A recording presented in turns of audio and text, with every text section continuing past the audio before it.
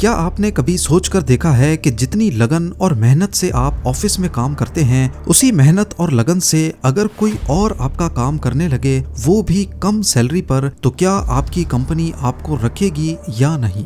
और अगर आपकी जगह लेने वाला कोई इंसान नहीं बल्कि कोई कंप्यूटर हो, जिसकी ना बेवजह की डिमांड्स हैं, ना इमोशंस, ना वो थकता है ना छुट्टी करता है, तो यकीनन हम में से अक्सर लोग अब अनसेफ महसूस करने लगेंगे। पर ये कोई मन घड़त ख्याल नहीं, बल्कि वो वक्त असल में आ चुका है। और ये कहना है जेफरी हिंटन का, जिन्हें एआई के गॉड फादर का लक़ब भी मिल चुका है।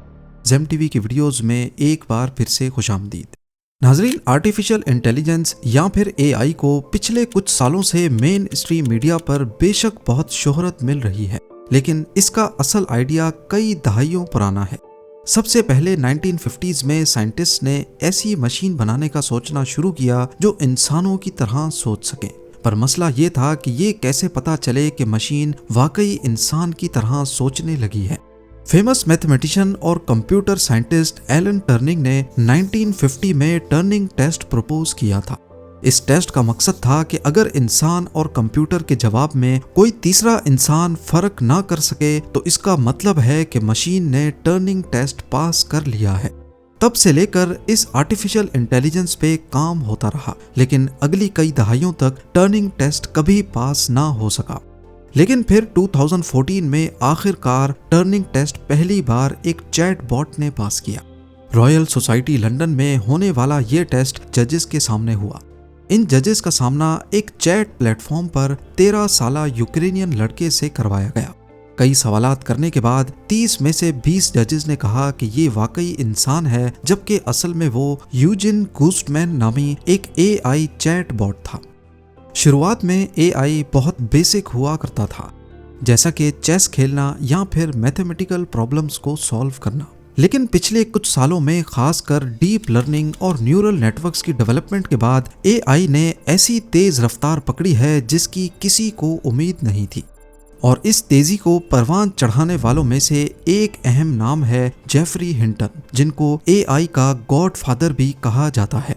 जेफरी हिंटन वो शख्स हैं जिन्होंने गूगल में 10 साल तक एआई पर काम किया, और जब उनको लगा कि ये चीज इंसानों से ज्यादा इंटेलिजेंट हो सकती है, तो उन्होंने गूगल जैसी कंपनी को छोड़ दिया, सिर्फ इसलिए ताकि वो खुलकर दुनिया को इस खतरे से आगाह कर सकें।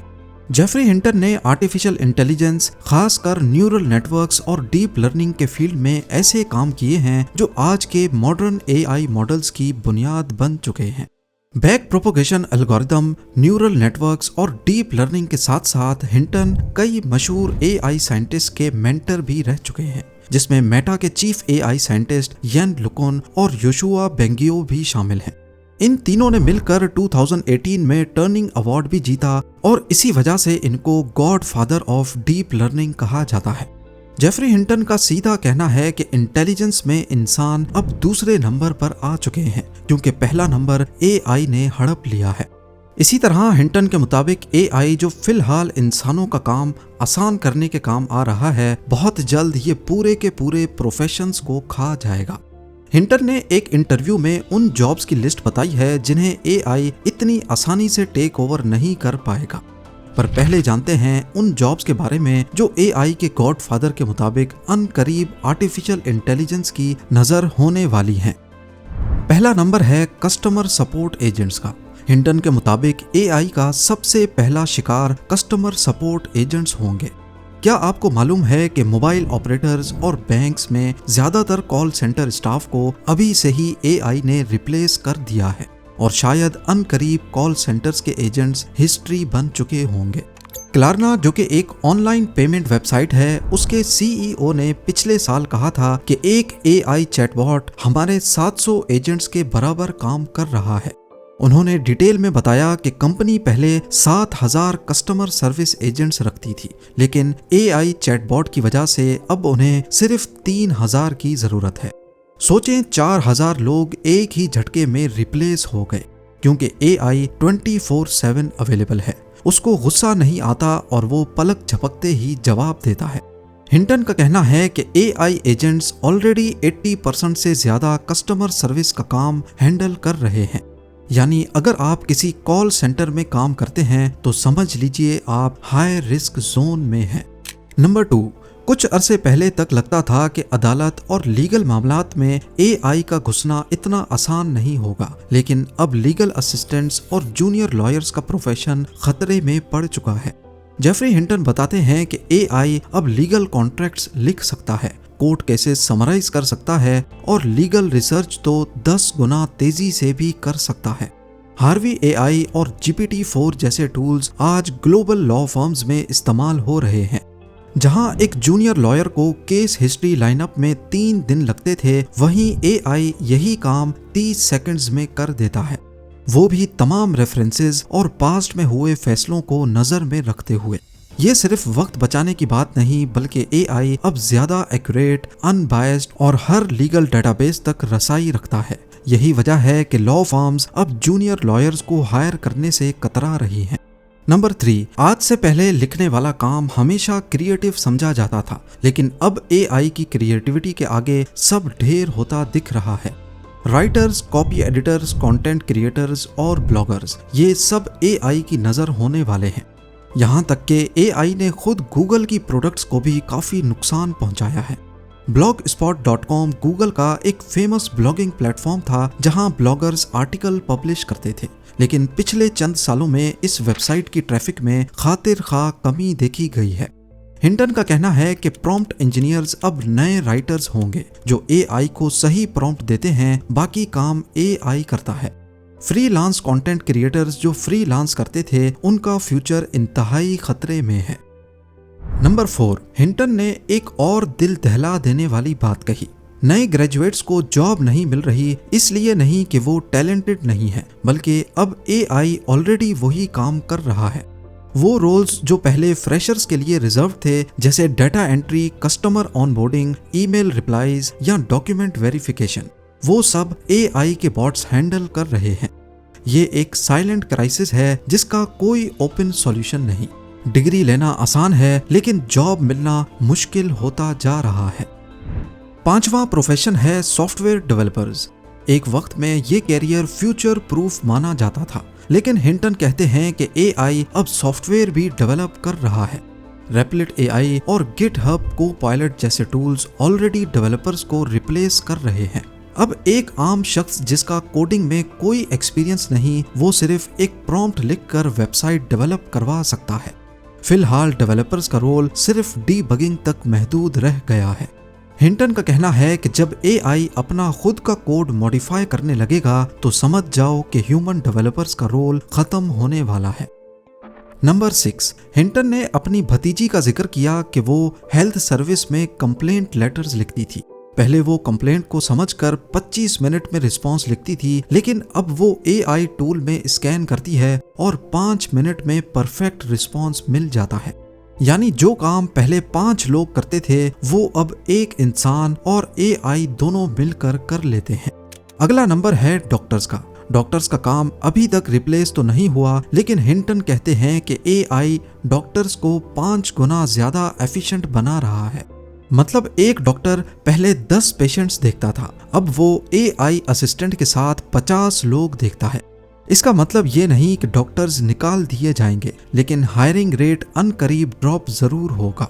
खास तौर पर जूनियर डॉक्टर्स और डायग्नोस्टिक स्पेशलिस्ट के लिए खतरा बढ़ता जा रहा है। Number 8, creative industry. ये बात सुनकर झटका लगता है, पर एआई अब क्रिएटिविटी में भी इंसानों से आगे जा रहा है। जेफरी हिंटन कहते हैं कि एआई ऐसे कंपैरिजंस या मिलती जुलती सोच समझता है जो इंसान नॉर्मली कभी नहीं सोच पाते। यानी एआई किसी चीज को किसी दूसरी बिल्कुल डिफरेंट चीज से रिलेट करके नए आइडियाज बना लेता है, जो अगर इंसान करने पे आए तो कई साल लग सकते हैं। हिंटन का मानना है कि डिजाइनर्स, वीडियो एडिटर्स, कंपोजर्स और एनिमेटर्स सबकी छुट्टी होने वाली है। नंबर 9, हिंटन के मुताबिक एनालिस्ट और नॉलेज वर्कर्स जो अपने दिमाग का इस्तेमाल करके किसी चीज को एनालाइज करते हैं, वो भी जल्द कोई अल्टरनेट प्रोफेशन ढूंढ लें। जो लोग डाटा हैंडल करते हैं, एक्सेल शीट्स भरते हैं, रिपोर्ट्स लिखते हैं या इंफॉर्मेशन समराइज करते हैं, एआई उनका काम ऑलरेडी बेहतर तरीके से कर रहा है। एक इंसान का दिमाग लिमिटेड होता है, जबकि एआई को करोड़ों पैरामीटर्स और इंफॉर्मेशन का रियल टाइम एक्सेस होता है। अब डाटा एनालिस्ट या रिसर्च असिस्टेंट की जॉब सिर्फ तब तक सेफ है जब तक एआई उनका काम समझ नहीं जाता। और आखिर में हिंटन का कहना है कि जो जॉब्स एआई की वजह से क्रिएट हो रही हैं, उनका भी फ्यूचर काफी कमजोर है, जैसा कि प्रॉम्प्ट इंजीनियर्स। यानी फिलहाल वो लोग जो एआई को कमांड देते हैं, उनकी डिमांड दिन ब दिन बढ़ती जा रही है। लेकिन वो ये भी कहते हैं कि जब एआई खुद प्रॉम्प्ट्स लिखना सीख जाए तो ये जॉब भी खत्म हो जाएगी। हिंटन इनडायरेक्टली ये मानते हैं कि प्रॉम्प्ट इंजीनियर्स अभी फिलहाल टेम्पररी तौर पर खुश हैं, क्योंकि उनका काम काफी आसान है और कंपटीशन काफी कम। जेफरी हिंटन के मुताबिक और एआई की करंट कैपेबिलिटीज को देखते हुए फिलहाल कुछ जॉब्स रिलेटिवली सेफ हैं, लेकिन याद रहे कि ये टेम्पररी सेफ्टी है। आने वाले 5-10 सालों में इन पे भी असर हो सकता है। वो लोग जो सोच रहे हैं कि ह्यूमन और एआई मिलके काम करें तो जॉब्स सेफ हो जाएंगी, उनके लिए भी एक वार्निंग है। हिंटन कहते हैं कि ये सिर्फ एक ट्रांजिशनल फेज है। अभी एक आदमी और एक एआई मिलके काम करते हैं, लेकिन कल एआई वो काम अकेला करेगा और फिर उस आदमी की जरूरत नहीं पड़ेगी। अब आखिर करना क्या चाहिए? आपके पास 2 रास्ते हैं। या तो इग्नोर करो और उस दिन का इंतजार करो जब कंपनी आपको निकाल देगी, या फिर हर किसी को अभी से ही प्रिपेयर रहना होगा। स्किल सेट बदलनी होगी, ऐसी स्किल सीखनी होगी जिनको एआई आसानी से टेक ओवर नहीं कर सकता। मिसाल के तौर पर इंटरव्यू में जब हिंटन से पूछा गया कि आप एआई टेक ओवर के दौर में लोगों को क्या कैरियर एडवाइस करेंगे, तो बिना कुछ सोचे उन्होंने कहा प्लम्बिंग। ये वाकई काफी अजीब बात है कि एआई का गॉडफादर ऐसे मशवरे दे रहा है, पर असल में वो अच्छी तरह जानते हैं कि एआई की कमजोरी क्या है। हिंटन के मुताबिक हर वो फील्ड जिसमें इंसानी हाथों का इस्तेमाल होता है, वहाँ एआई आसानी से नहीं घुस सकता। मसलन plumbers, electricians, construction workers, mechanics, technicians, welders, carpenters, security guards और थेरेपिस्ट्स, और कई ऐसी जॉब्स जिसमें फिजिकल प्रेजेंस और हाथ से काम करना जरूरी होता है। एआई अभी सिर्फ एक सॉफ्टवेयर है। इस तरह के फिजिकल काम जहां रियल टूल्स और हाथों का इस्तेमाल होता है, उनमें एआई या रोबोट्स का काम करना इतना आसान नहीं होगा। इस वीडियो का मकसद डराना नहीं बल्कि जगाना है। ये एहसास दिलाना है कि आने वाला वक्त बड़ी खामोशी से एक एक करके लोगों को बेरोजगार करने लगेगा। अगर आपको लगता है कि आप पर ये वक्त नहीं आएगा, तो सिर्फ एक बार अपना काम एआई से करवा कर देखें। अगर नतीजा सेम आता है तो मतलब अब अपग्रेड का वक्त आ चुका है। उम्मीद है जेम टीवी की ये वीडियो भी आप लोग भरपूर लाइक और शेयर करेंगे।